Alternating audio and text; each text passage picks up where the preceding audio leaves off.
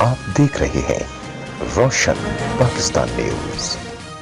برطانوی پولیس کے انسداد دہشت گردی یونٹ کے آفیسر سٹورٹ گرین وے کی 2 متحد سارجنٹس کی ہمراہ پاکستان آمد۔ انسداد دہشت گردی عدالت میں بیان ریکارڈ کروایا اور تمام شواہد بھی پیش کر دیے۔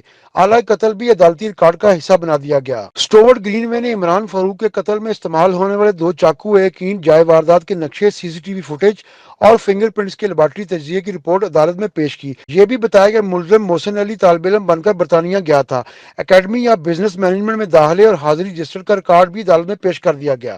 برطانوی پولیس کی تفتیشی ٹیم کے سربراہ کا بیان مکمل ہونے پر ملزم محسن علی کے وکیل نے اجرا بھی مکمل کر لی ہے۔ FIA نے عدالت کو بتایا کہ دیگر برطانوی گواہان کا بیان ویڈیو لنک پر قلم بند کروایا جائے گا۔